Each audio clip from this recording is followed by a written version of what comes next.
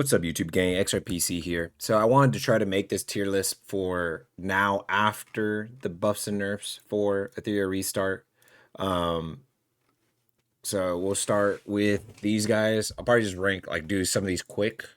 Let me just throw all the rare, like the normal, like the lowest rarity characters here first, so it's easier to do this. I think this one too. Let's see. Can I look at like specific rarities? Oh, here you go. Vice, number 41. Oh, base Kachi. Forgot. This one. Then I got everybody else, like Aju and Vice. Okay, cool. So let's put Aju, number 41. And which one is the tank one again? I think is it this one? This one. Okay. I think this one's actually really good too. So I'll put him in B. I think this guy's like C. This dude is C. I put him like base C. I can't remember if Kachi's pretty good. These are more so like these characters are always like an additive to your team. So if you don't have like the full like crazy pay to win version of the team for PvE, some of these can be used for PvP, like Aju, uh, the number 41, and this guy. All these three could be used for PvP. These people can still be used for PvE if somehow they have this weird niche thing you could figure out for them. But like Aju is like a giant AoE silence with his ult. I think you could put dots as well, so you could help Shadow Sonya teams. Number 41 has the, or used to have the fastest or highest CR push, but now she has a 20%, which is the one of the lowest. But like, I mean, she's still just a blue. Like, she shouldn't be having some of the highest, things of skills. But it's still 20% is still good. Like, if you don't have like another CR pusher, like you just somehow didn't pull this Chiaki the Echo, or you don't have Lily, you don't have Tsukiyomi, whatever, like then you could still use number 41 and you're still good. And then he's like an actual counter attacker and keeps your team alive, like stay sustainer type of character. So you can put taunt, has a counter attack stance, and he can put attack down. So if you have trouble surviving and you need like a red unit, then you could build him up a little bit. Let's do. Now we'll just do the characters I see him on here because I don't want to try to figure out every single SR. All right, so BO10 is, man, she's definitely high A tier. She's character like team reliant, where she's a buffer. So buffers are not like good on their own. Like she's not gonna like do insane damage. Like she could give the buffs herself as well, but her like kit like is not really meant to just do damage. I think her ult only buffs, if I am not mistaken. Yeah, but her ult is just a buff. Her second skill is just a buff, in a sense. Like it just affects your teammates. Your skill one's the only damage ability. Doesn't do a lot of base damage, and it's mainly there just to give your lowest turn, the ally with the lowest turn meter to more turn meter. There's more CR push. When I say CR push, that means so there's a turn meter. That's why speed is involved in this game, and to move them along that turn meter, they can, if you give them like 100% turn meter, meaning they just go next, right? So she gives them 25% more turn meter, so they go up 25% of the bar. So if they're the last place, they could go ahead of like 3 units or something, right? So it's always good for that. Like you could put counter set on her because every time she gets hit by an AoE or a single target, she has a chance to attack again. And then when she attacks, she gives somebody on your team turn meter, including herself. Anyone, is this anybody with the lowest turn meter? So if she's the lowest turn meter, then she'll go. If there's someone else with the lowest turn meter, they'll go. So I think you definitely want counter on her. If you have counter on her, and then she has the crit damage buff and an attack buff, and then she can also revive. She's the only AoE reviver in the whole game. They just nerfed Sonya as well. So I mean, I'm contemplating honestly putting her back at S tier, to be honest, but I think I'm gonna put her A tier just because she's super reliant on other characters. All right, so Born is definitely, I don't think yeah, I think she's not even the top of A tier, but I think Born is like top of A tier. I think with like if you actually max his investment, like you max his skill 2 to get the most health on him. So born. If you max his skill 2, he has, this is not even showing it. It's 560% HP ratio, and I think it's still 30% damage dealt of HP. But yeah, you literally have, so he scales off attack and HP damage. It's not just HP damage. I'm pretty sure it's attack and HP damage. So increase the rate of a digit. Each attack adds damage equal to 30% of his maximum HP, but he can't crit. But that HP damage is additive, so he gets. Oh, here we go. So it's weird that it doesn't say it here, but it's updated here. So 560% of his attack is turned into HP. So whatever his HP is, get 560% of his attack and then add that on. So some people, I usually get like plus 2k to maybe 3k attack. On him, you could get way higher because if you have full red gear, all you need is triple attack stats on the right side. Or what you could do is double attack stats with the defense stat increase, 20, like the whatever highest defense, because you don't have to worry about crit rate or crit damage.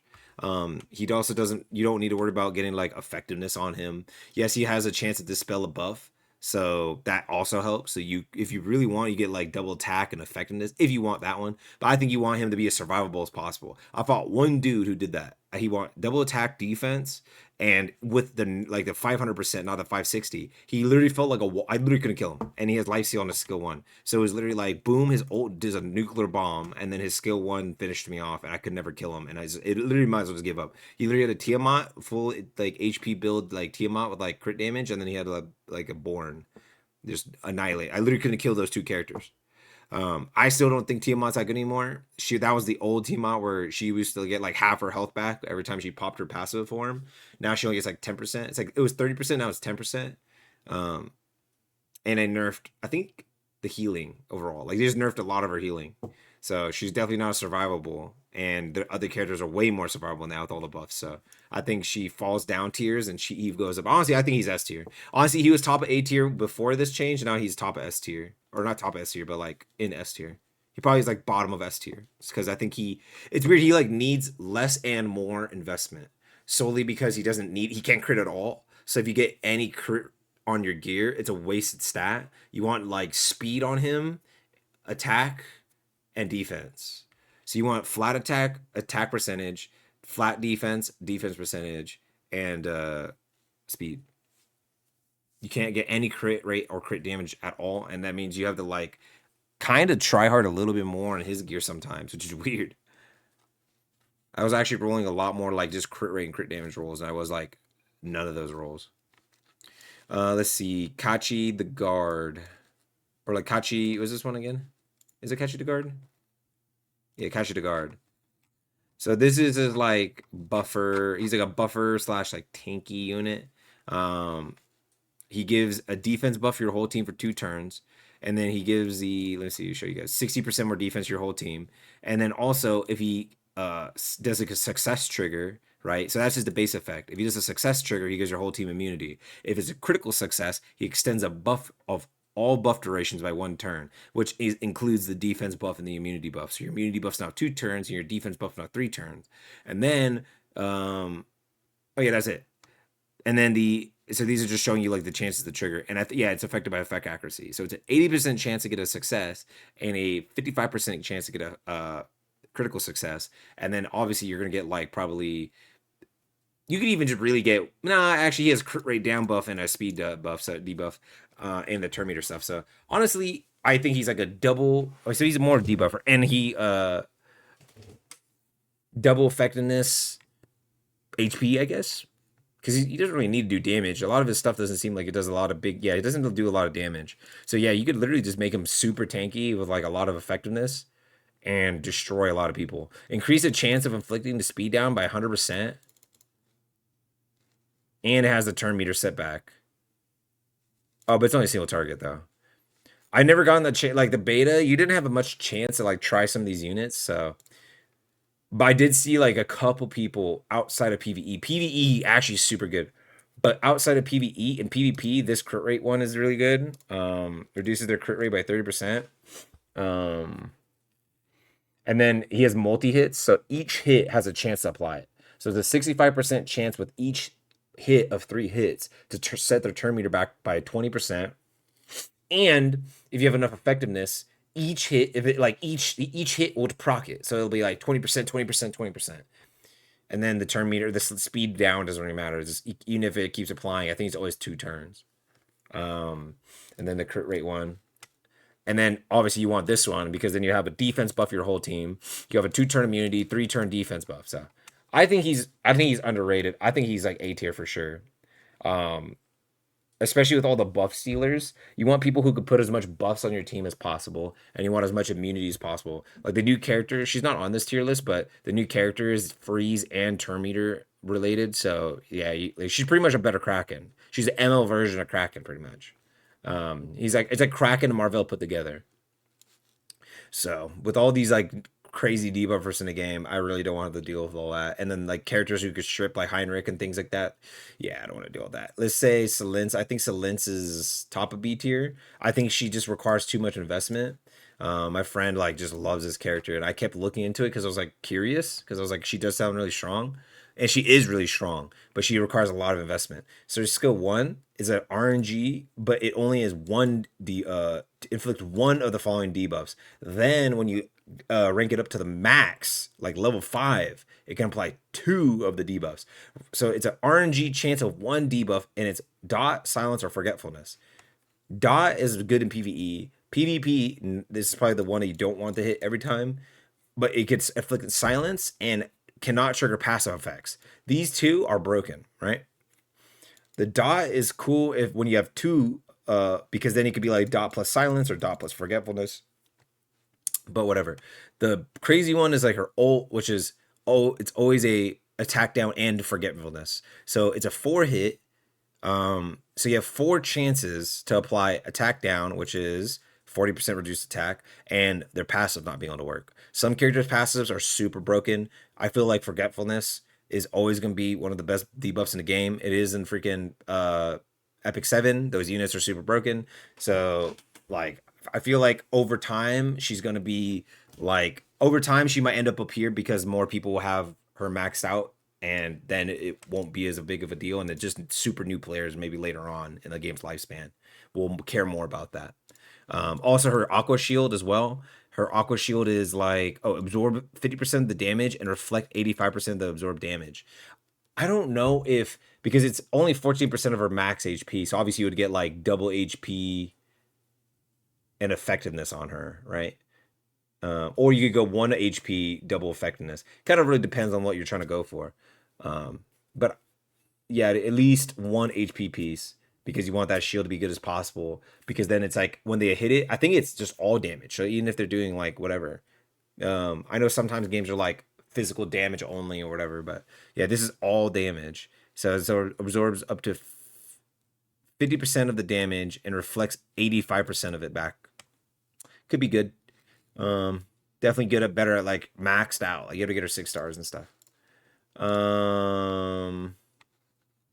I was looking at memes because I was so bored. I'm just so bored waiting for Etheria Restart.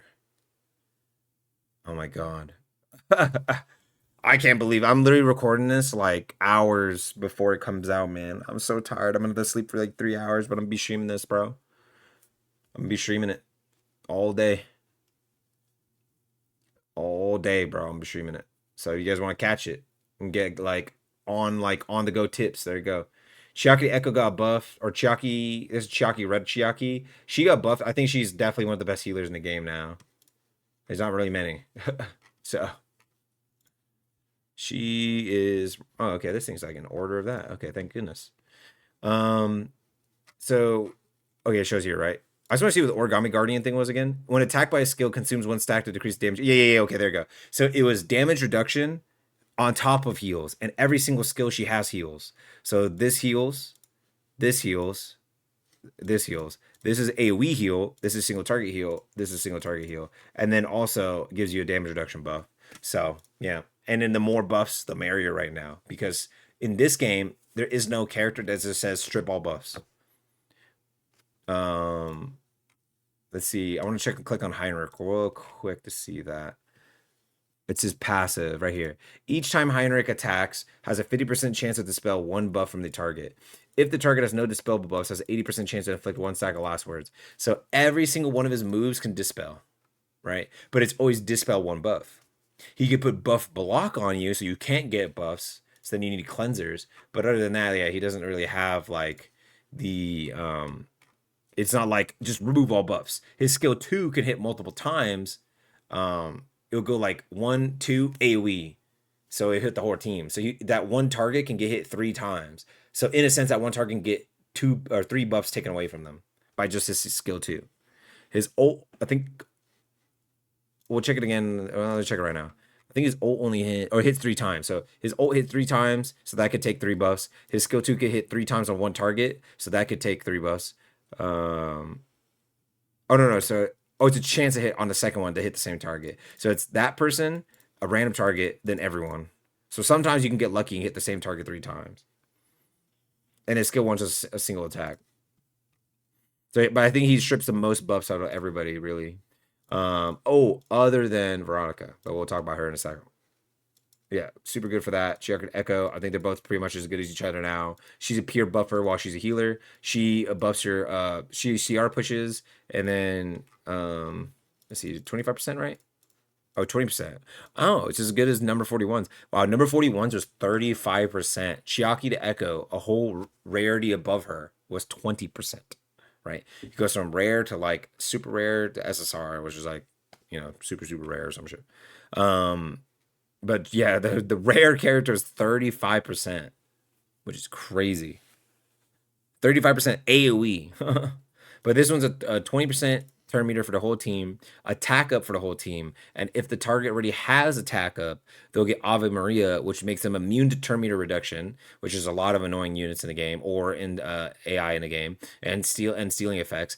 And at the end of your turn, increases your other teammates' turn meters by 5% as well. So at the end of that turn of that character, everyone gets a turn meter boost over and over and over again. So honestly, the number 141 nerf put this character back in action. This character's a whole lot better now.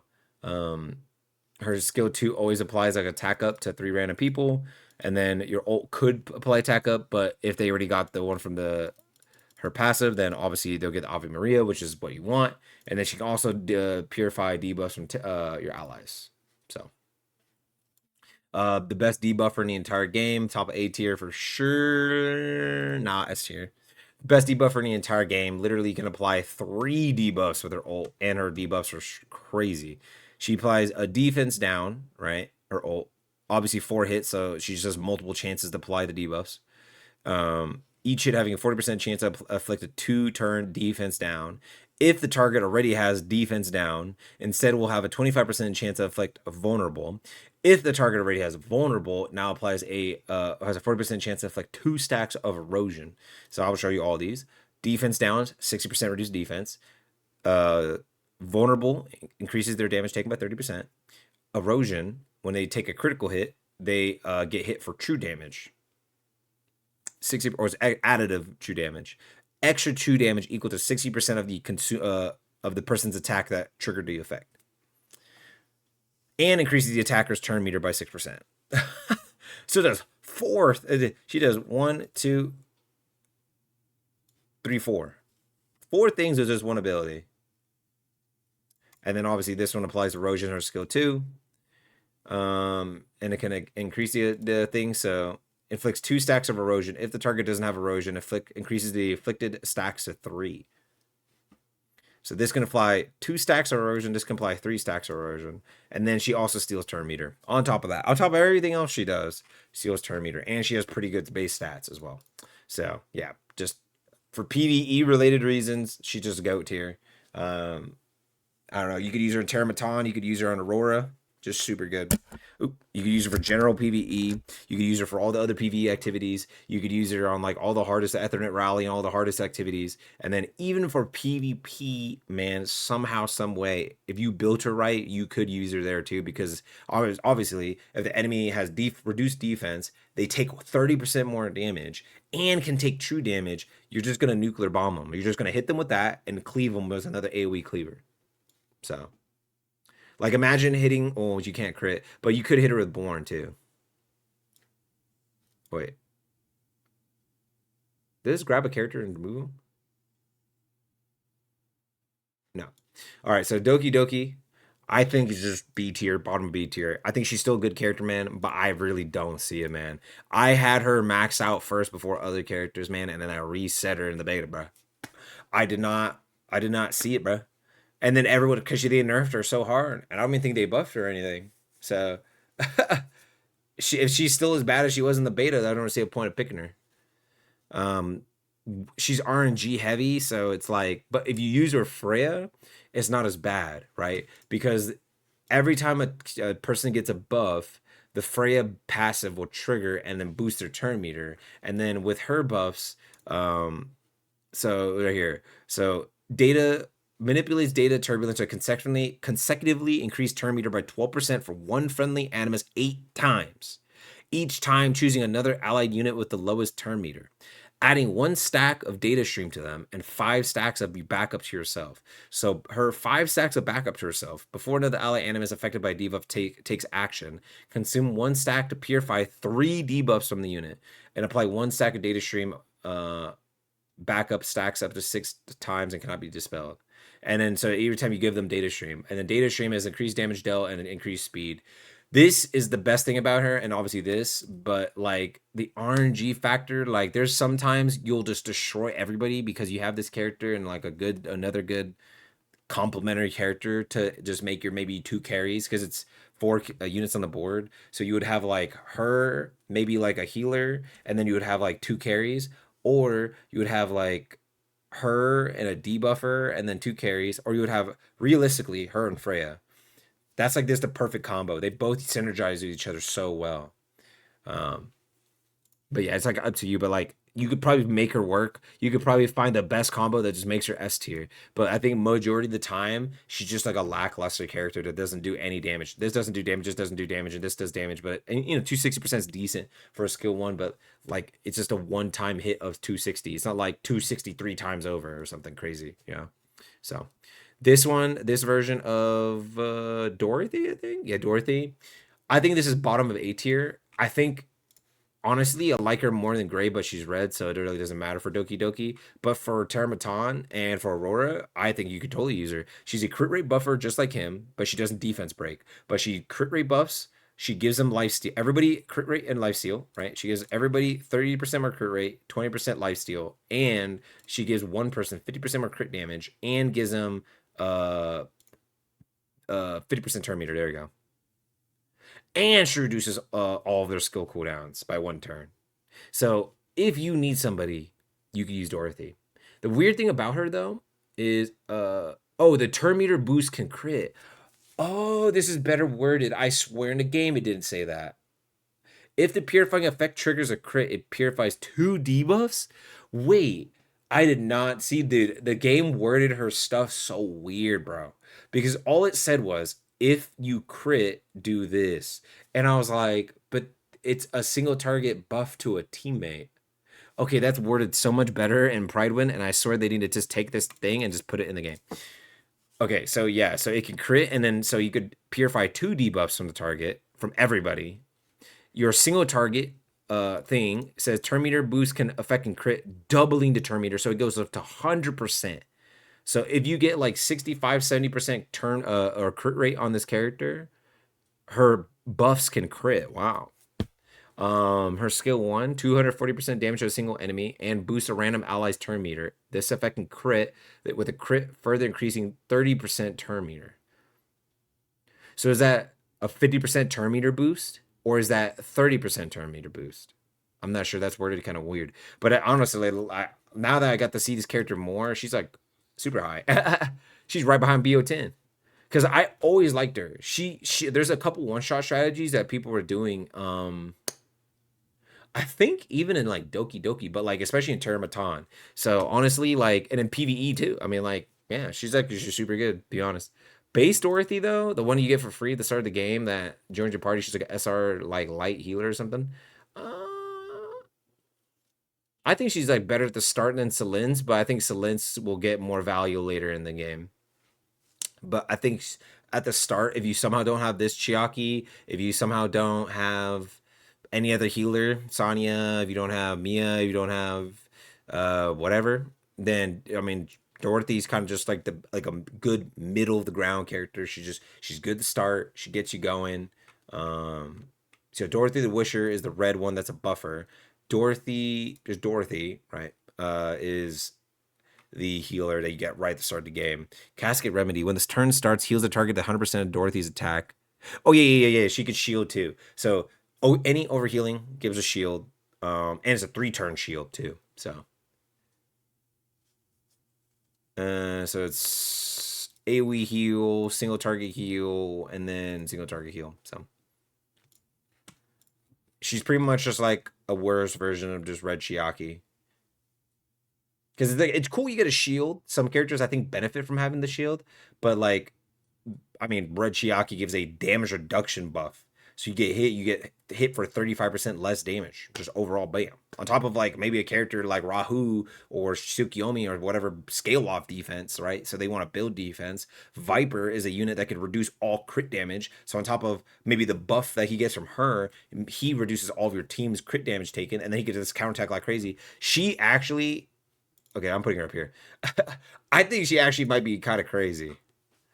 Sonya used to be that crazy healer, SR healer. I think she actually might be the new SR healer that's crazy. It's Chiaki, the red one. Let's see. Dieting, is that the next one? Oh, he's way over here. So we'll just do, actually just do Dieting because he's right there. So Dieting is probably bottom of A tier. He takes an insane amount of investment, bro. Insane amount. But he could put vulnerable on the target.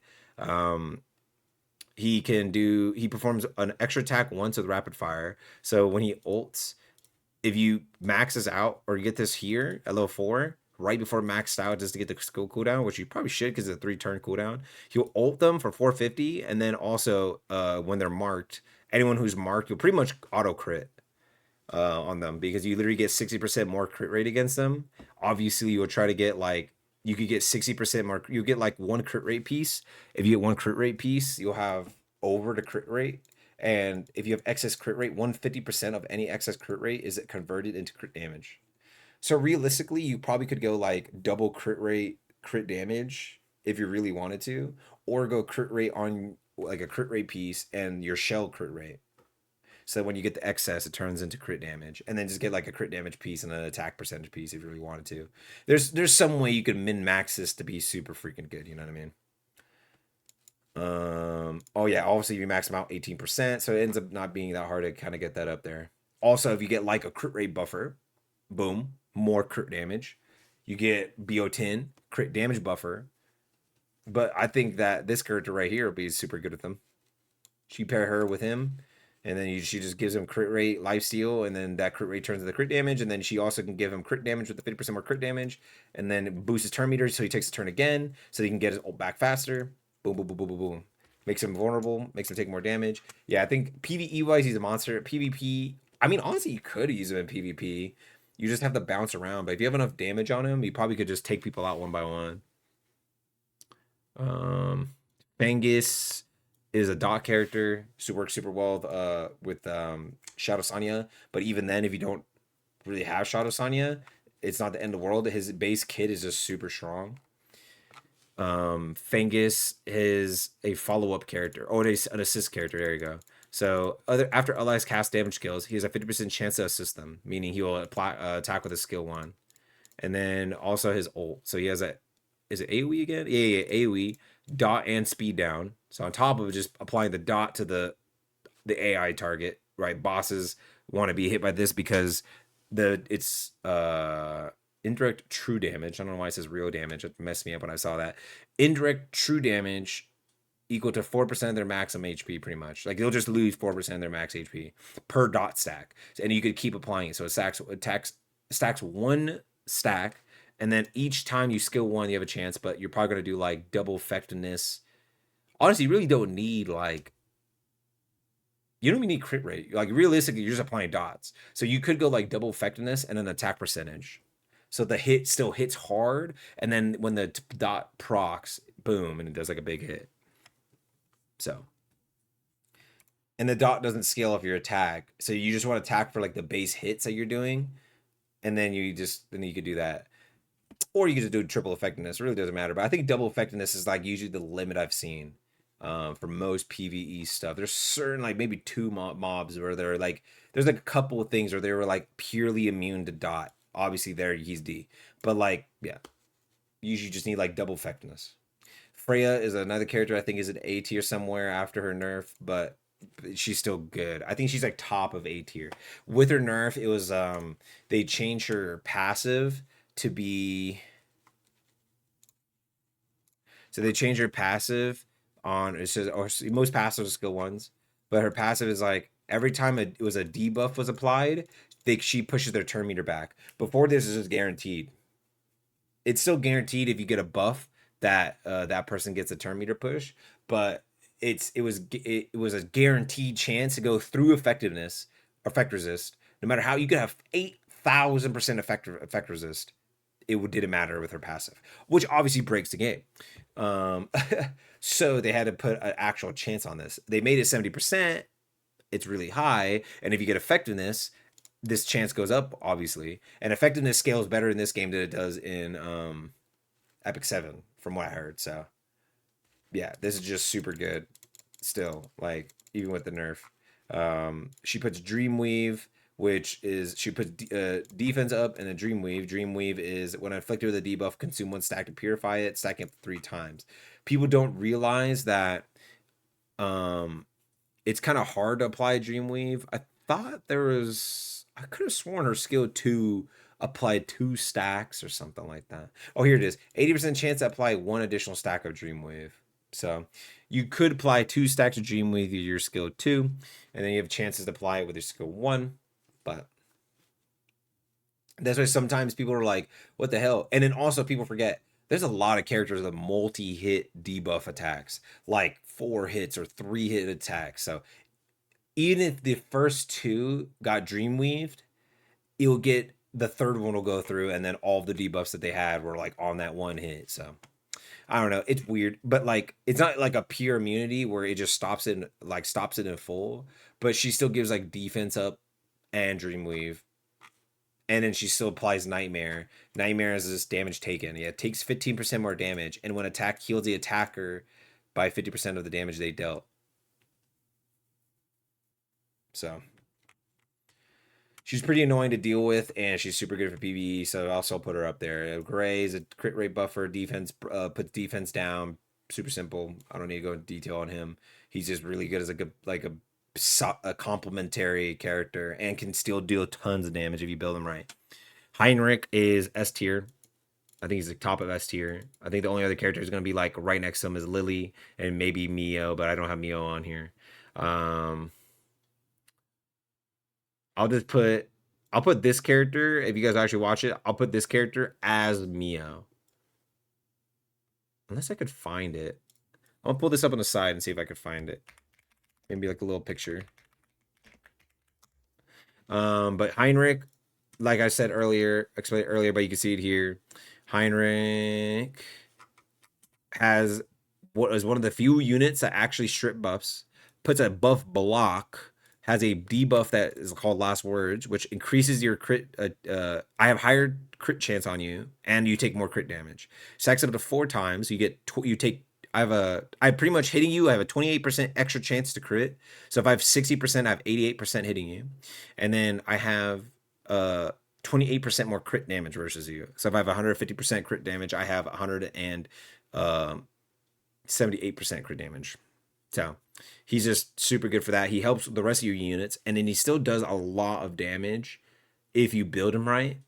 You have to get like an attack percentage. You pretty much would go attack percentage, crit damage, crit rate, and try to get as much speed, effectiveness, and like if you try to build him that way, it's really hard. Honestly, it's just so much easier to build him like a pure debuffer. I learned the hard way that I tried to make him a DPS, and I wasn't applying my debuffs as often. But if I just made him a pure debuffer with like you could go like attack percentage, or you could go like crit rate, double effectiveness. And then because you're putting this last words thing, you're critting more and you're crit damaging more. And then you can just put like crit damage substats, crit rate substats, attack percentage substats, and maybe like one effectiveness substat, and like a bunch of speed, and then your shell could have speed or whatever. So then you're always going first, or like you don't always want to go. Okay, if you go first, you apply buff block. You want to have or worry about buffs. Actually, you do want to go first because you would strip the immunity sets off characters and apply buff block on them and give them last words as well. Um, or you could give everybody wound. If he goes like second, like you have another unit that goes first, then you could hit everybody with wound. It like really depends, but he could do so much. So it's like he just do everything. You could make him a DPS, you could make him a debuffer, you could make him like a tanky debuffer, you can make him a squishy, super fast debuffer, you can give him counter set, you could do whatever with him. So he's just the best. This is another character that's like top of S or in S tier, but he's like bordering A and S. He doesn't do what's his name again? Yeah, Hellkid. He doesn't do like insane amounts of damage, but he does like a good amount of damage and applies like the most annoying buffs to his team. Also, he could stun. Also, he could apply attack down on top of the buffs that he gives. So Shroud Barrier is a shield, grants it absorbs an equal amount of damage, or equal to 240% of his own attack to all allies, and just straight up immunity. So the entire time they have that shield, they have immunity. So if he's fast, it's over. His base speed is 111, which is super fast. And then obviously all you need to do is get him to 6-star. He gets 10 more speed. And then in his dupe thing, or his the Molagora thing, or lattice is what it's called, he gets 15 more speed. So he gets 25 total extra speed from getting to 6-star plus the Molagora stuff. And that puts him at, so let's add the 10 more speed. He goes at 136 speed before adding like anything else. So like if you aren't ready for that, he could go first, shield his whole team, and hit you with the giant AoE. And you're lower health, and you're not going to be able to get through the shield. I've seen his shields be like half of people's health bars. That's insane, bro. I literally don't want to have to deal with that ever, man. I'd ban him every time. Every time. You'll learn. You'll think he's not annoying. And if you don't have like Heinrich as a full debuffer to get rid of that ult or that big Shroud Barrier thing, it's over. They're just gonna be immune to all. They're immune to all debuffs except for being stripped. Oh, I think Veronica's buff steal goes through everything as well. I think buff stripping and Veronica's ulti go through these, obviously, because buff stripping is taking away the buff. But other than that, like, yeah, everything else just gets destroyed. And it's a 50% chance to afflict a 1-turn stun. So, like, that's pretty high. Like, you could just get one effectiveness on him. Like, one effectiveness piece. You go, like, attack percentage, like, crit rate, and then, like, effectiveness, if you really wanted to. So you have a higher chance to apply the stun. You have a higher chance to apply the attack down. And it's AoE. It's skill 2 and skill 3 are AoE, bro. Oh my god, man. I hated fighting that unit. If you pull him, you're good, bro. I'm gonna put Mio up here. Mio. So just imagine this is Mio, unless I could find the picture real quick. Because this character specifically is not in the game yet. That's the next banner after the game comes out. So let me see if I can get the picture of Mio. Oh, here you go. Yeah, well, it's actually PNG as well, so that works. I think I have a Etheria Restart. I'm doing this on the fly. Ooh. Those are my acting pictures. I'm an actor as well, by the way. There you go. All right, there you go. Mio, this girl's not in the game yet. So Mio is S tier. I don't know how high in S tier, but she's going to be one of the most annoying characters to touch the game. So I think she's a light character. There she is. All right. She is, they don't have a stats on yet, but they at least have this. Skill 2 is a freeze. They don't have this all here, but I think it's an AoE freeze. So I think if the skill 2 is an AoE freeze, your skill 1 is a single target freeze, and then she has her skill 3, which doesn't freeze, but it hits every enemy. 65% chance to steal the main person you hit. So you click on one, but it hits everybody. But that person you clicked on has a 65% chance to be stolen from the turn meter by 50%. So they lose 50%. and then you redistribute 25% turn meter from other targets among all allies. Right? So then everyone collectively will go higher in turn meter, and then everyone also gets a speed buff for 2 turns. It's a 1 turn free skill 1. I think it's a 1 turn free skill 2, and it's a uh, turn meter stealer and provider and speed buffer. Like the character is just, I could tell this character is going to be annoying. I don't know how crazy she'll be in PvE. Kraken was always actually pretty good in PvE, and then she's a stealer and buffer, so she might be insane. Like Termaton. Termaton is really weak against being his turn meter stolen and everything like that. So, but actually thinking about it, Termaton really can't be frozen. Actually, Doki Doki. There you go.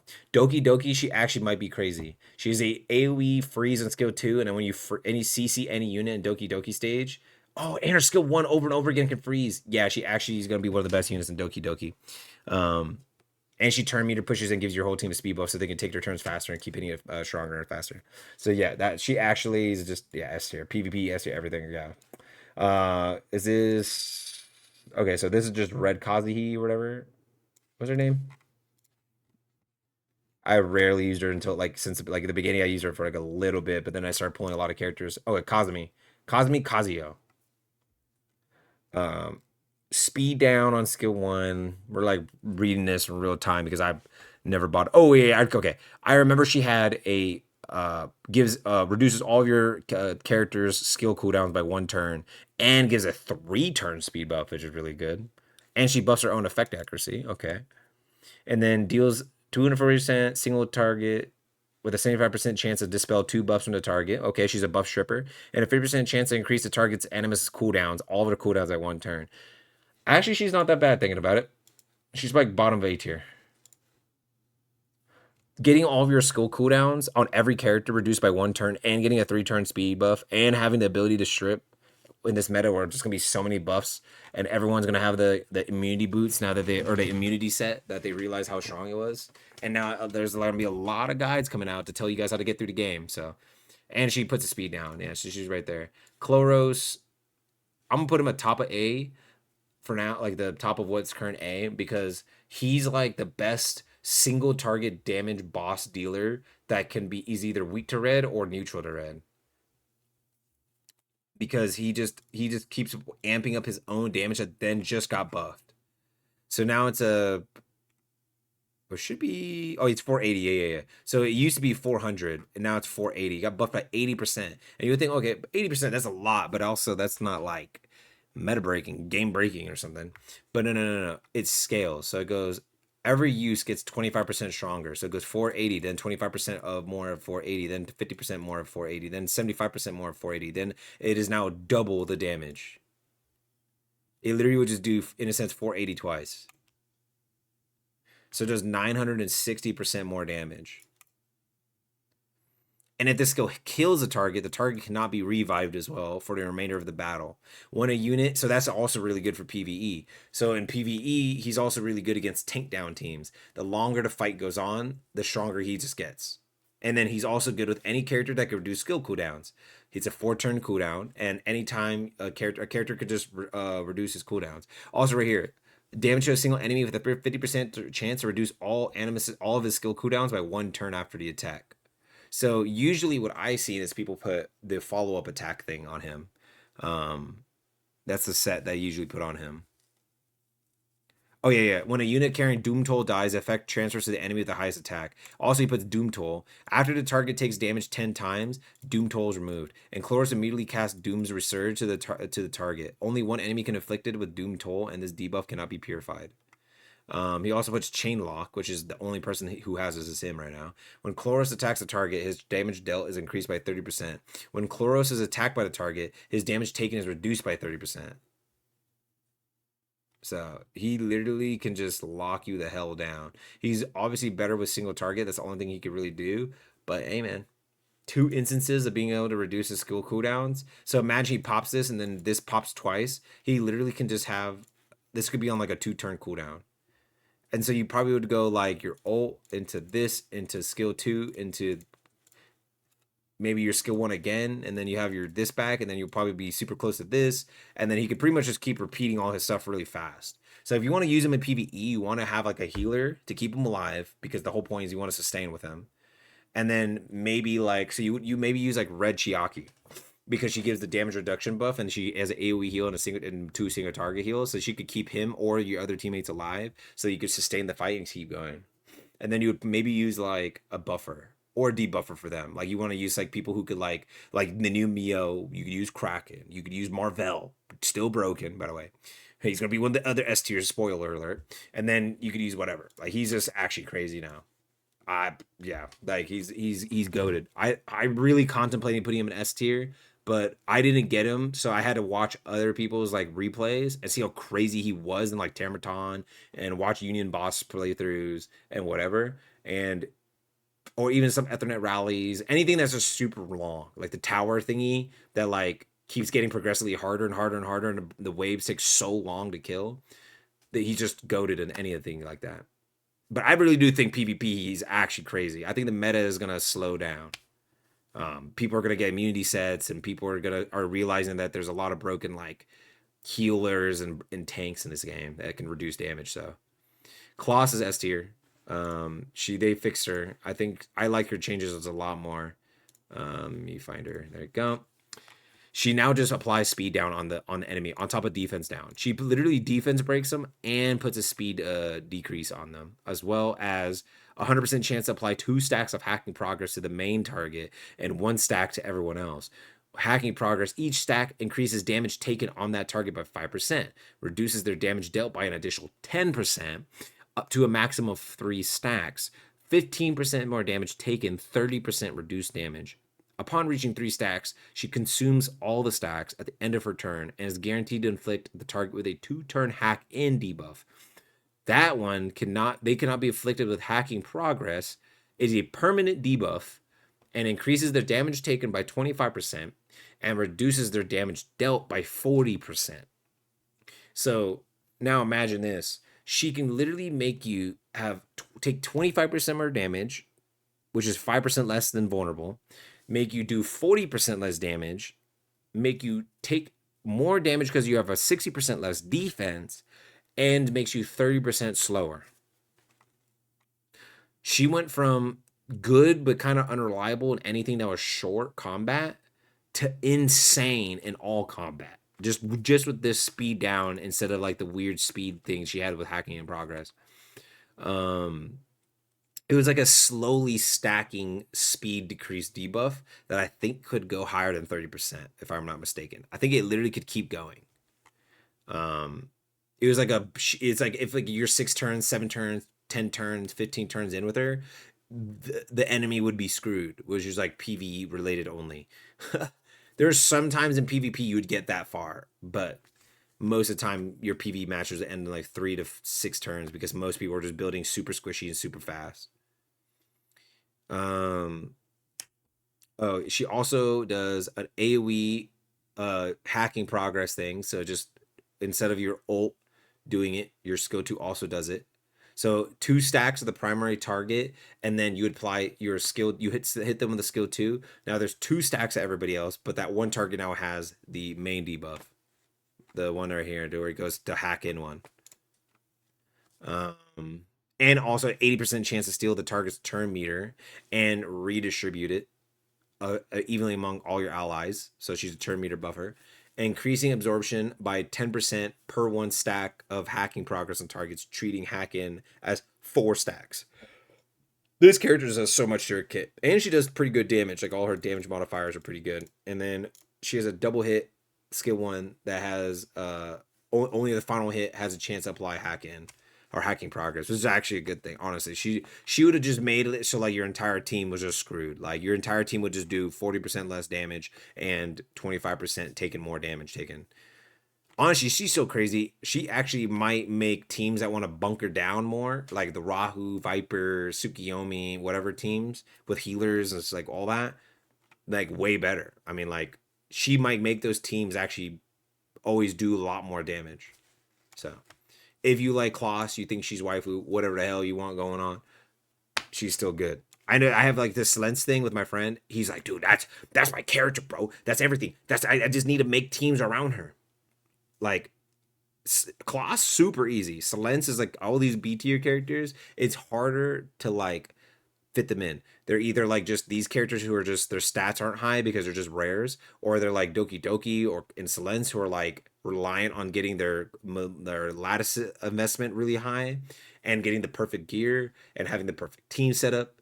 And then like Dorothy's just like the baby healer compared to every other character in the game. So or that's heal. So let's see. Kraken is like A tier now, I think, with his nerf. I think he's below, like, he's probably like bottom A tier. I think he's still good. He's still annoying, but people were just going to like level 44 star bare minimum and just putting good speed gear with decent effectiveness or like a lot of effectiveness. They're just going triple effectiveness stats with as much speed as possible to outspeed you.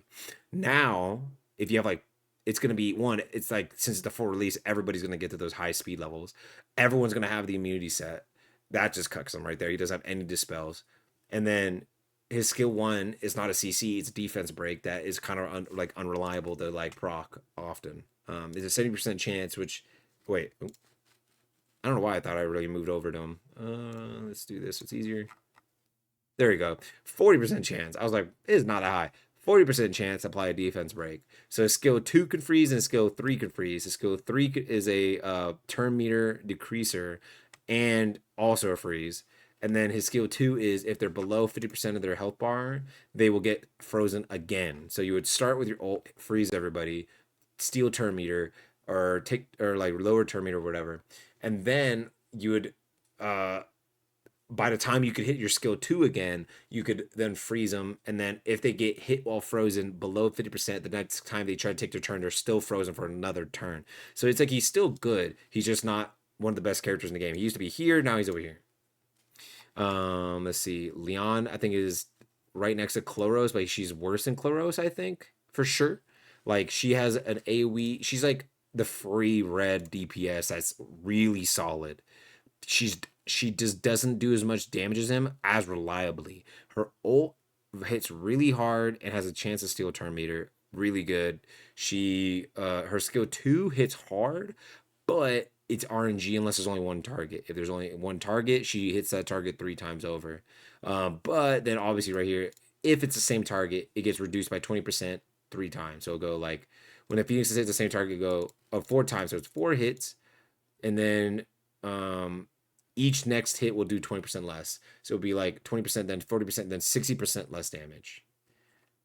So yeah, Chloros doesn't care about any of that. He's just hitting hard all the time. And then it's 33 hits of 90% damage.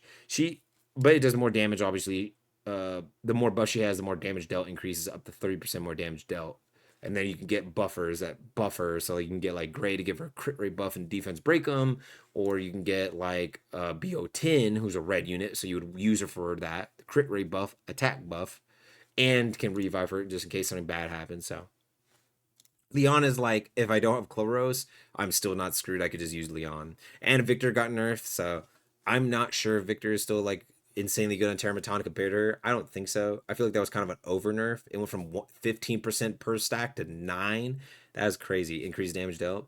I don't understand that, but Lily is, I mean, I don't know why I was like, yeah, Lily's S tier. I think she's behind Heinrich because she doesn't do any damage compared to him, but her utilities is crazy. Um, oh, there she is. So Lily is you do skill 2 first, right? You choose a target. It gives speed buff to all your allies, but that target gets twin trick. If you get to another turn and you can apply your skill 2 again, and they still have it's a permanent buff, and if they have twin trick already, they get a 3-turn crit damage buff. Twin Trick is after every of Lily's actions increases the effect holder's turn meter by 30% guaranteed. Every time she ults her skill once, they just, or even when you skill 2 them again, they'll get 30% turn meter. Lily can only have this effect on one person though. And it's removed when she dies, obviously, because then it still just won't have any effect. The 30% turn speed to your whole team, and that one person, the crit damage plus buff is always 50% crit damage. Your skill 1 also, obviously you're going to have this maxed out because I think this category is where you get your speed stats. So on attackers, you have to max your ult tree to get the speed buff, and then anyone who's like a buffer, healer, I think even the tanks, they have to get their skill 1 tree. I think the tanks have it, but I'm pretty sure tanks go into the DPS, like the HP tree. But like buffers and debuffers and healers, there's a skill 1 will give them speed, and you want this girl as fast as possible. She has some of the highest speed base in the entire game. The only one faster is Kloss and RC77, whatever his name is, so by 1. But yeah, they have a 100% chance to also assist and turn meter boost, and obviously every time you skill 1, another turn meter boost. So pretty much like, and then she also can extend right here, extend all skill cooldowns on the people you hit, and immediately resets all skill cooldowns for the ally with twin trick when you ult. So if your ally with your that you twin tricked was like the second or third fastest on your team, now they're gonna be one of the fastest on your team, and they're constantly like, they just ult, you hit them, you ult, and then you could ult again on certain characters. I think it's a literal, if a 3-turn ult, they will ult, and by the time they take their turn again after she ults, they ult again. You could literally double ult with Leon. Because especially because of your attacker, sometimes they're only like let's say your Lily's plus 170 speed, your attacker's like plus 130 speed, right? Plus 125 speed or something. So they're never gonna be as fast as what like your Lily could be. So like your Lily will overlap them, ult, and then by the time that character, the DPS character, takes their turn again, they literally have their ulting back. Yeah. So, and crit damage buff is just super broken. Lilith is that buff made her. She's definitely more reliable than Chloros. Chloros does need a lot of investment. Lilith doesn't need any investment. She's just a super annoying CC character that also could do good damage. Has AoE CC and everything. 111 speed, so it's pretty good. It's still pretty fast. So deals damage equal to 50% of her HP to all enemies. 100% chance to inflict graceful mischief on all targets that detonates after 2 turns, and gets an extra turn. And then you'll just skill 2, which is 24% of her max HP, with 100% chance to apply speed down to all targets for 2 turns. Detonates graceful mischief on the primary target and pushes turn meter back by 100%. And then graceful mischief is explodes when removed, dealing damage indirectly damaged equal to 33% or 30% of her max HP. There's also a 100% chance to inflict a 1-turn stun. So, yeah, her skill, your ultimate applies that debuff to their whole team, gives you another turn. You skill 2, and your skill 2 will hit everybody, right? And give them all speed down. But the primary target gets detonated and will get their turn meter pushed back by 100%, meaning they literally will not get their turn. Obviously, on top of their turn meter going back, it will stun them. You just get double effectiveness on her with like HP piece, and so your like actual like detonate will do a lot of damage and all that. And yeah, she's really annoying. Oh yeah, also she has a chance to get an extra turn. Very low chance, but I've gotten this a proc a couple times and won games because of it. And I only had the 12%. Imagine having 20 actually. It actually might not be that bad. A 1 in 5 chance. She's the best healer in the game, especially after all the changes. Sonya, I think, was better than her before, but now that Sonya got changed, she's definitely the best. Is she better than Kloss? Okay, let me rank these guys a little bit. I'm gonna put Dina at the bottom. I think I'm gonna put Kloss above Born. I'm gonna put Hellkit above Born. I'm gonna put Mio above Born. I'll put her above Born. It's just because he can't crit, so he's kind of hard to build. But if you build him perfectly, he literally is annoying as hell and just super broken. I think just because she just provides so much. She provides so many buffs, heals, AoE heals. I think she has 2 AoE heals, if I'm not mistaken. Yeah. Her skill 2 is an AoE heal. First heals all allies for 60% of their max HP, and then extends all allies buffs by 1 turn. Target allies receive an additional heal for 20% of their max HP. And then also right here, applies a 1-turn immunity buff to all allies. Heals all allies 2 times for 14% of their max HP for each time. And for each buff the target has, a healing effect increases by a 20% up to 60% increase. And then her skill 2 heals 2 allies the lowest HP percentage of 50% of their max HP. Rockstar, or her passive, before each healing has a 75% chance of purify by debuff from the target. If the target has no debuffs, has a 75% chance to apply a 2-turn whale prayer to the target. When the turn starts, recover 5% of your max HP up to 5 stacks. So every time your turn starts, so imagine you have 5 stacks of this, you recover 25% of your max HP. She's literally crazy. And so each stack, right? So if you have 5 stacks of that ability, when they buff strip, like Heinrich buff strips, it's reducing that stack by 1 stack. It's not just completely getting rid of Whale Prayer. So you have to literally like hit them multiple times. That's why it's good for characters who have multiple buffs. It strips 1 stack of the buff. That's why characters that like only have like just a flat speed buff on your team, it's bad comparatively to characters who have this. It's like 5 times stack. So if you have the speed buffer and this immunity, you want this immunity, and then you pop your skill 1 Whale Prayer.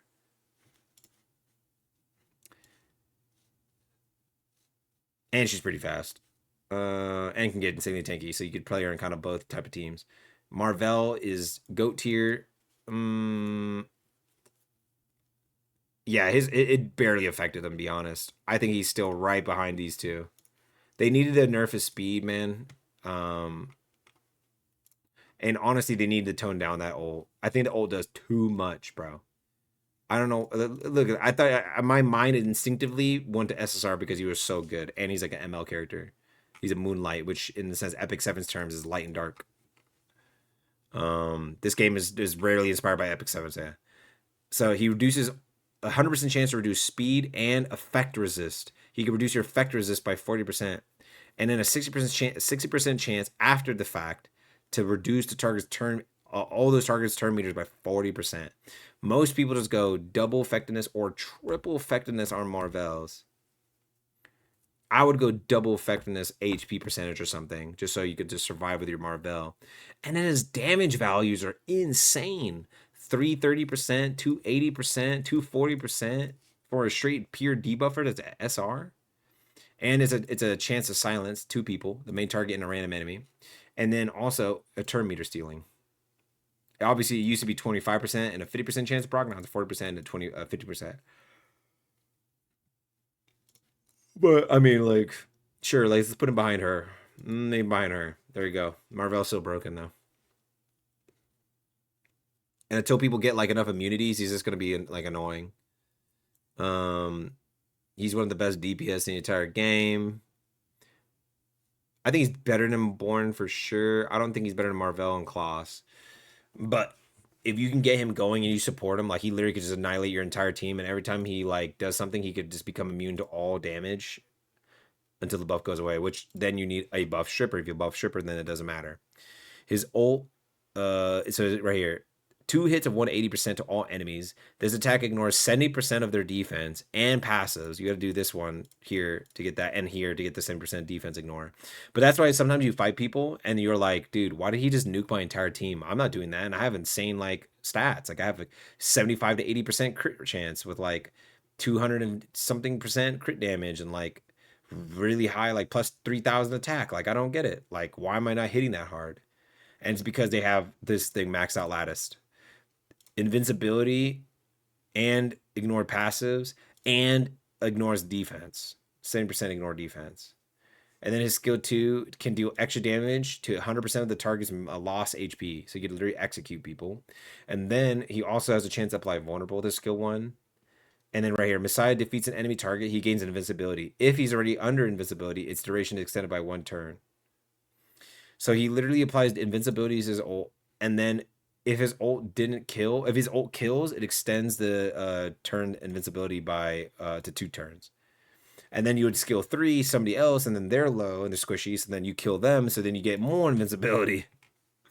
So yeah, it can be pretty stupid. Let's see, Mia is I think she's worse than Chloros right here. She's above Leon. I think Leon actually is worse than Freya. I think BO10 is better than Leon. I think Leon's even worse than Chuck Echo and that Dorothy character, just for like the utility they provide. But yeah, Mia is another healer. She's not as reliable healing wise, but her utility is really good. So she heals all allies for 30% of her max HP, and then it's a 4-turn cooldown. Reduces all animus and shell cooldowns as well, by the way, by 1 turn. Extends all buffs on everybody by 1 turn on your team, and shortens all debuffs on your whole team by 1 turn.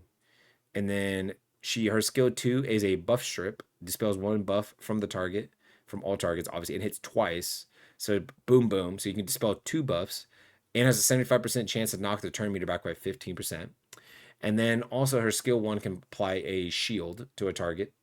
And then her passive is for every 1 buff carried by the allied animus, she gains damage reduction up to 8 times.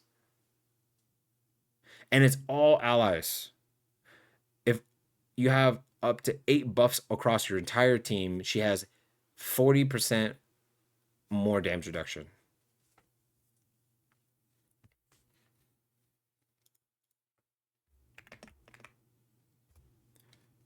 I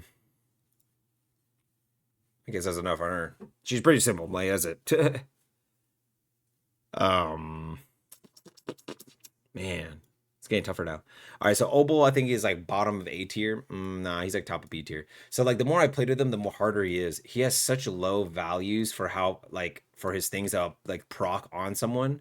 But if you want to use Shadow Sonya, you kind of have to use him because he has the most reliability to apply dots other than Fangus. And he's also like an actual good debuffer. It's just there's a lot of better debuffers in the game.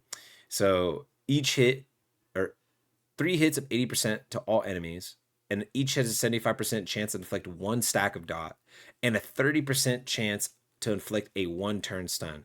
A 30% chance, look how low that is, but it's 3 hits. So if you have triple effectiveness on the right side, foregoing tankiness, you have the highest chance possible to supply both.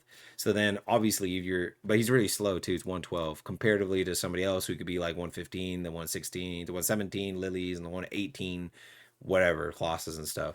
So, and then obviously you'd worry about immunity set, which then you might have to do like skill 2 before you do skill 3. Your skill 2 will turn 2 random buffs. It's all enemies, and each enemy will have a 60% chance to take 2 of their buffs and turn them into dots. So it could literally turn immunity set or immunity into dots. Oh, and right here he can apply dot. So there's dot dot dot and then stun and then buff conversion.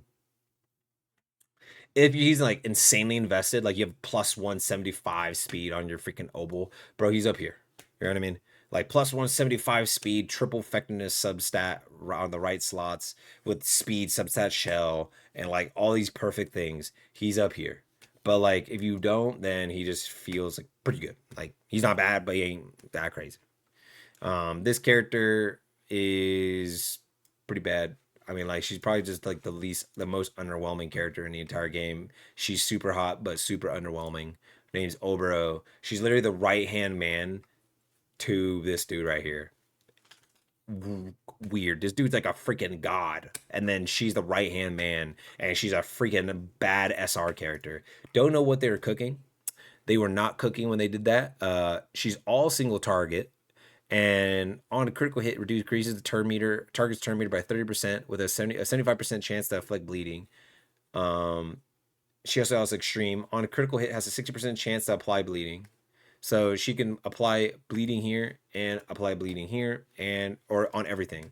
So I don't know if that's like additive because this is her passive, I'm pretty sure. So this is like her skill 2 and skill 3 can also apply it, but it already applies it here. So I don't really know. That's all weird wording right there. But oh, I guess yeah, this is the extra effect. So it decreases the turn meter and implies bleeding. So maybe it's 3 stacks of bleed. But that could be pretty crazy. But there has to be another character that could make use of the bleeds. Shadow Sonya makes use of the dots. There has to be a character that could do that for bleeds. Like Secret in base Secret in Epic 7. The more debuffs that target has, the more damage she does, including bleeds, which she applies. I'll put this other character up there. This guy actually does proc or get better with more debuffs. I think he's definitely bottom of A tier because with the right investment, he can actually be pretty crazy. But he also is just single targets, so he's more for like bossing kind of, and he's also green, so obviously limited in that way. But if the target has the debuff, he guaranteed crits. He also can steal buffs as well. Single target though. But you can steal 2 buffs because he can hit twice. So if you have enough effectiveness on him, like I would go, he guaranteed crits anyways, right? So you would just go attack percentage, crit damage, effectiveness. And it's actually good. And then right here, 2 hits of 240% to a single enemy if the last hit crits, has a 100% chance to inflict 2 turn wound and buff block, but it's only single target. While Heinrich's is a giant AoE.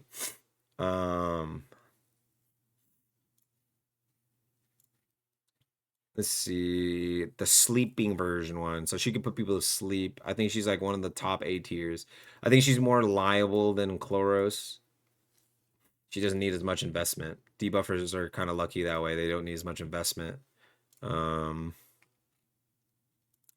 ulti will apply Slumber. You have 3 hits, 85% damage to all enemies, 65% chance to inflict attack down for 2 turns. If the target rays have attack down, this effect changes to 45% chance to apply Slumber. So it would go, first it applies attack down, because this is, you want like double or triple effectiveness on her. First it applies attack down, then it puts him to sleep. Then it hits him again. Obviously, you would think, oh, sleep right here. Target cannot take action, but it will end the effect if they take damage. But they take 25% more damage, so it actually rewards you for hitting them and waking them up early. But the cool thing about her is her second skill, which is a passive. Obviously, you want this maxed out. Don't be cheap if you really want to use her, especially for Doki Doki stage. But if the enemy is under sleep, they will be put back to sleep. But it says right here, each attack has a 100% chance to reduce their turn meter by 50% without removing Slumber. So it would go attack down, put them to sleep, won't remove them from sleep, but will reduce their turn meter. And then her skill 2 can also apply sleep. So it literally, she pretty much can keep one person locked down forever. Because obviously, like, you want to, like, keep putting, like, keep one person out of the game and then AoE, and then maybe they all wake up, and maybe you made her fast enough that she could take her turn again. She's 114 speed, base speed, so that's really good. I think Marvel's also that too. So like you could make her fast enough that by the time she takes her turn again, maybe by the time that one person gets their turn, then you hit them again. Because she can also steal turn meter. So she definitely can make it so somebody just has a horrible day. 32% effective accuracy as well. Base. Obviously with the investment of lattices. Rahu, I think, is bottom of S tier. I think this character is so much better now. And like people were underplaying him. Like people just didn't build him right at all in the beta. And now he's even better. Just everything about him just got buffed all the time. From 320 to 350%. Applies attack down or defense down on them so they take more damage. You want him on counter set as well. Man, his buffs are huge. I forgot. So okay, so his skill 3 is Rahu first applies a defense buff to all allies, and then hits everybody for 360% of his defense to all allies, and he gains 3 stacks of wrath. So it's 3 stacks of wrath, then does the attack. And then wrath is each stack increases his defense by 5%. So his ult will give him 3 stacks, so he gets 15% before the before calculating his 360% of his defense. Up to a maximum of 12 stacks. Cannot be dispelled by them, so they can't even do anything about it. So he's just getting progressively tankier and can't do anything about it. After other allies launch their attacks, he has a 50% chance to assist them and consuming 1 stack of wrath. Transfer 1 debuff from the ally to the target at 4 stacks, and then consumes 1 more stack of wrath from the assist ally to transfer 1 extra debuff at 6 stacks. And then at 8 stacks, he has for every 4% higher defense than the target. His basic attack damage output increases by 1% up to 40% more damage on his skill 1. That also just got buffed by 30% more damage. And that's not even his skill 2 passive. His skill 2 passive, not just his wrath buff, but his skill 2 passive is at the start of battle, he gains 3 stacks of wrath. During battle, if Rahu's able to take action, for every 4 actions by allied animuses, he gains 1 stack of wrath.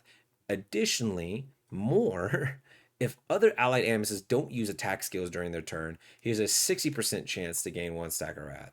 So it's guaranteed that they do something like attack, but if they don't attack and do a buff instead, he has a 60% chance for this proc.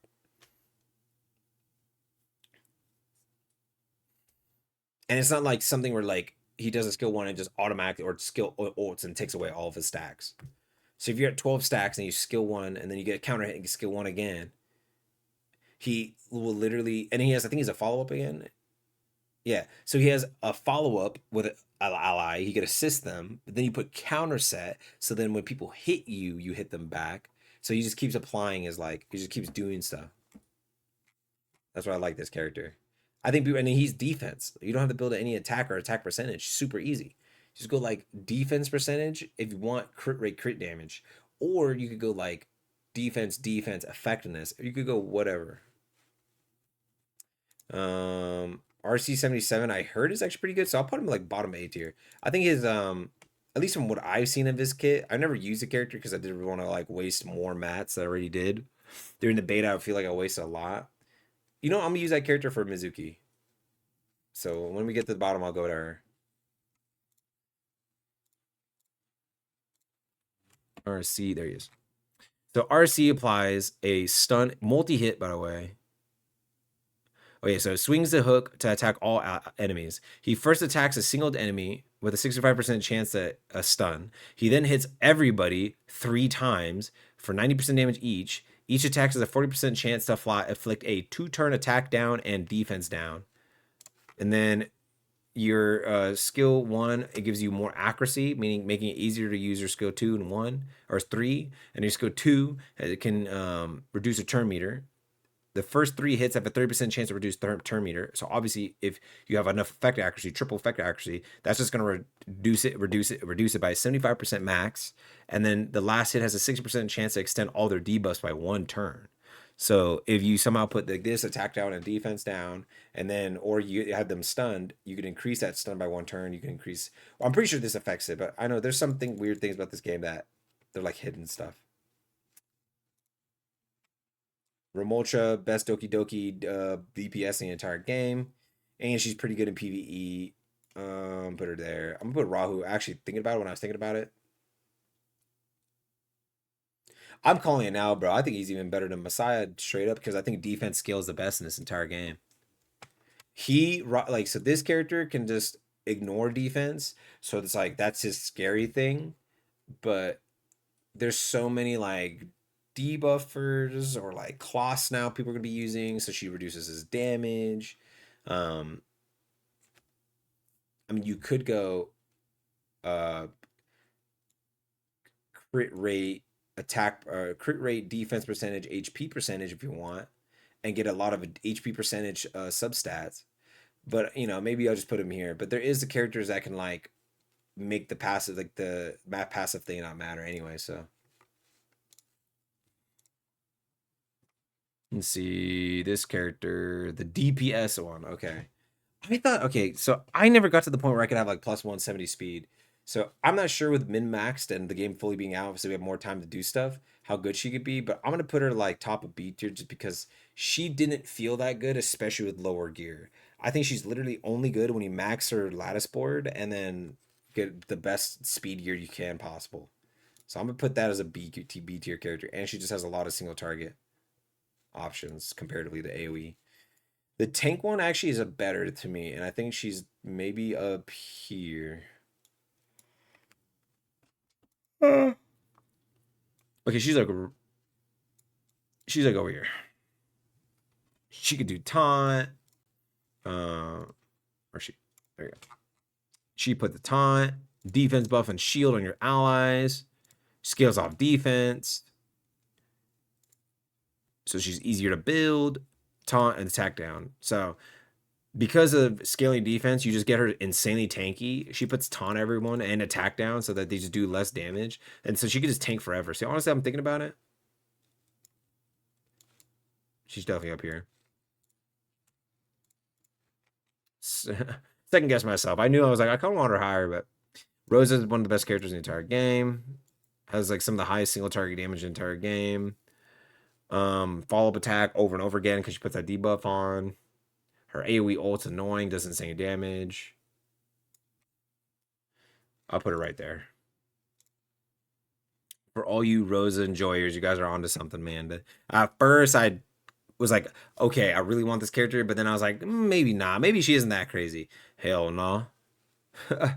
I didn't even know she gave a crit rate buff to everybody. What the hell? So she gives a crit rate buff for your whole team, and then 3 hits of 120% damage to all allies, and then with crit hits have a 40% chance to apply speed down on them, on your enemies as well.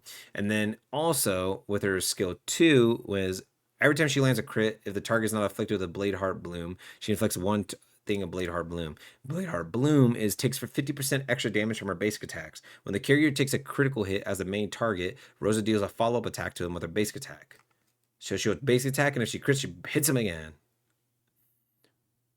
This character gets annoying.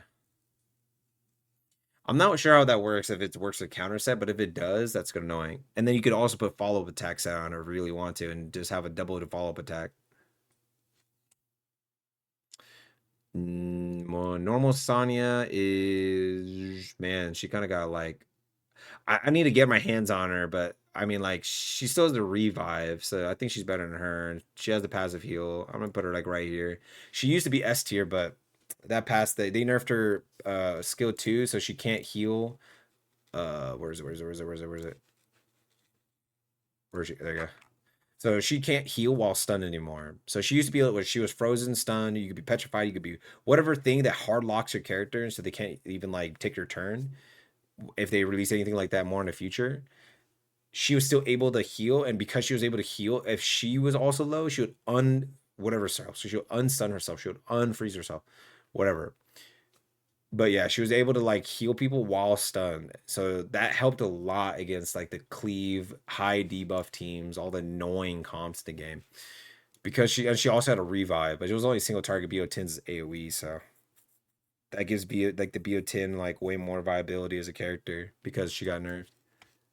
Shadow Sonya, I think, is super team reliant, but she's super good. She's better than those characters. I'll put her like right here because there's so many good dot characters in the game. I think she like just was never gotten to see her potential because people were scared to build her because they needed immediate good characters and not a character that would be good like a month or two from now. That's what I think about Selence as well. But I think her base thing is just she's so strong in PvE because dots are so good in PvE. Or like that percentage of max HP true damage thing is just so good in PvE. Of like Epic 7 and even here. So from what I've seen some crazy stuff on her. Um Freya. I think Freya, man, I think she's just straight mid.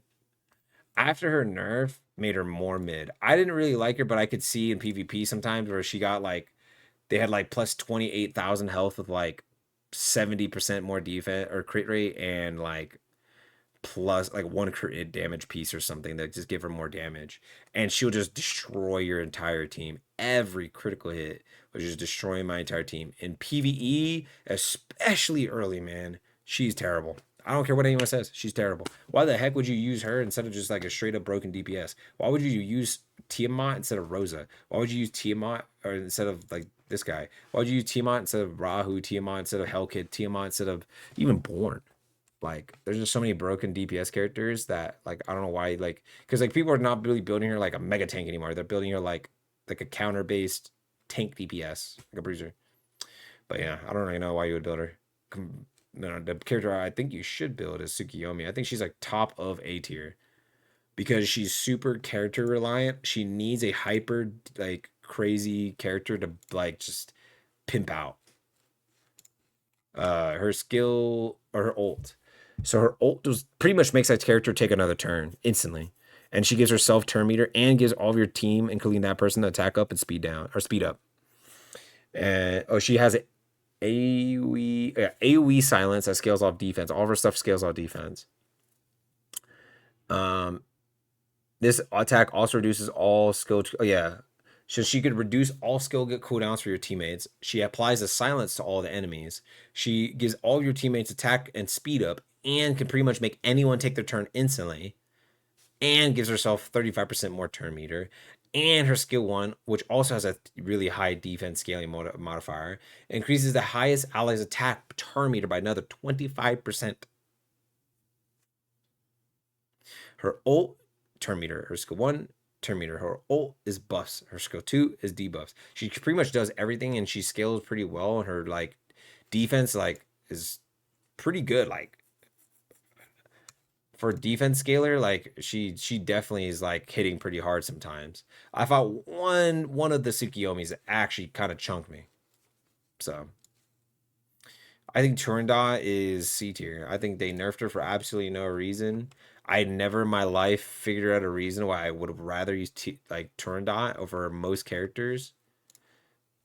I mean, what was her skill two? So her skill two had a each 30% chance or to decrease the turn meter of the target by 30% and a 40% chance to dispel one buff. Now it's at 30% chance to push the target's turn meter back by 25%. So it's like, I mean, it's not like, okay, I thought it was a little bit bigger. I thought it was like 10 or 15. I'll put her in B. It's like she's single target, but she also applies attack up a defense buff to your whole team. So they'll do more damage and not just get one-shotted. And then she also applies an accuracy buff to herself. Realistically, you could go ult into skill 1 into skill 2. If you really wanted to, you could do that. This girl, I don't remember her name. Valerian. She's actually kind of crazy. When I seen her built up, she applies invincibility to your whole team. Or wait, no, to one ally, and then the target and a one-turn heal over. Oh, it's one heal over time for all allies. The invincibility is only to that single target. Okay, okay. If the target's HP percentage is below 50%, extends the heal over time duration by one turn. So it is only one turn, but if the target is 50% or lower, they get 2 turns of it. And Hazy Dream. Hazy Dream is right here for very long. For the duration, Valerian is immune to CC and affects the affected turn meter, but cannot take action. When an ally starts their turn, Valerian grants them a shield equal to 12% of her max HP for 2 turns. An ally is about to die. Oh, yeah, the basic buff effect that they don't have. When the ally is about to die, they are healed for 20% of their maximum HP, and she ends Hazy Dream. And she can fly, play slow, so she's actually pretty good. She's just like not one of the best in the game. I think Veronica is S tier as well. Mark my words. That buff steal, 100% chance to give it to your whole team. It doesn't do that weird distribution thing. Yeah, this character is goated now. There she is. Yeah, right here. So she could apply or removes HP equal to 30% of Veronica's max HP from all allies or enemies. Then applies a 2-turn shield equal to 24% of her max HP to all allies. And then the cycle of death and rebirth made with the Veronica deals 420 giggity damage to a single enemy with 80% chance to steal all of the target's buffs. Then has a 100% chance to spread all of her buffs to all allies, and additionally applies Soul Ward. So there's another effect on top of all that. HP will not fall below 1 point. So she ults and then gives everybody something that won't let them get destroyed. And then what was it? What's the original thing?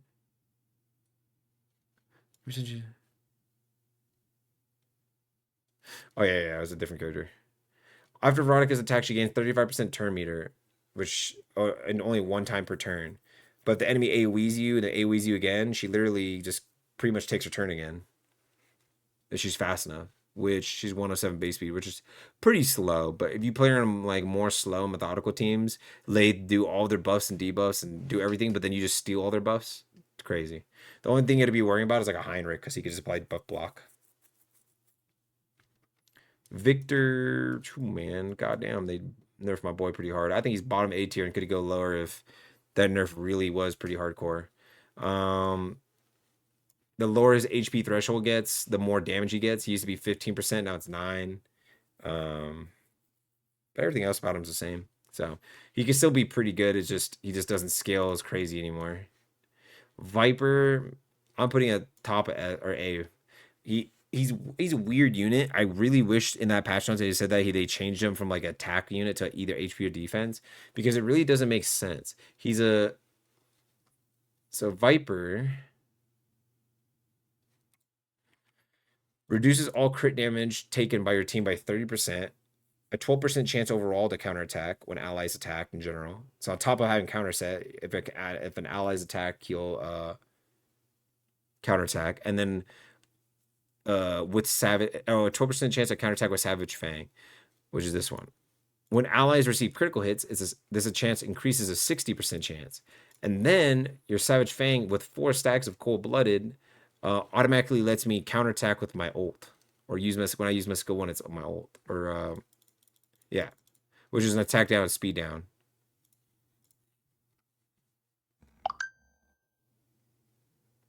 Oh, this is Yada. I was like, is that the same character? So Ziada, I think I haven't been able to use her yet. I actually might put. I'm gonna put her S. I think from what I ever heard, she could just destroy everything, and they just buffed this, so now it's 90% increased damage. This skill current and maximum cooldown is reduced by 1 turn. Defense break for 2 turns. For every 3 buffs Yada gains, her soul. Oh yeah, it's evolve 1 time, increasing her attack by 18%, crit damage by 10% X second, but 3 times.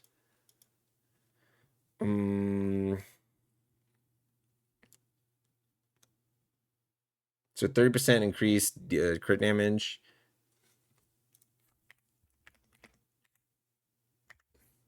54% increased attack. And then right here, chance to steal a buff from the target once her soul flame fully evolves, increase the chance to 80%. A 20% chance. And it takes what, 3 times the evolve? Yeah. Each evolution. This guy, I'm gonna do it quick. This guy's like top of B tier. He's super mid, but if you can get him to work, he could like give you crit and I think it was like CR pusher team.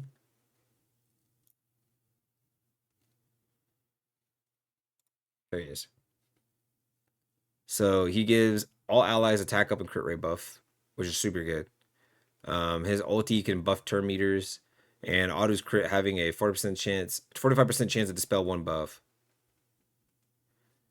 So if you critical hit on this, every time you critical hit, increases all of your allies' turn meters by 10%, and autos crit having a 45% chance to dispel 1 buff. And then, yeah, it's just is it stealing? Oh, increasing his own. Okay, very very giving. I don't really want to look that one girl up. So let's just rank her as like this character. She'd probably be like, let me put her bottom A, just because I'm not like too keen on like everything about her. But and this is not gonna sometimes show like all of their kit. All right, that's the video. It was a super long one. Every tier list I make is always long, but I wanted to go into much detail as possible. I know some people are making like reroll guides. Some people are making like whatever, whatever, whatever. I wanted to get more sweaty on it. I wanted to try to explain to you why everything is like this. And yeah, I want to be as truthful as possible. So I always make long videos. People like to throw these on in the background. But yeah, this is the tier list. The end. I'm gonna take away my camera so you can just screenshot it and remember it. There you go. And I hope you guys have a freaking good day, man. Hope you enjoy Etheria Restart full launch finally.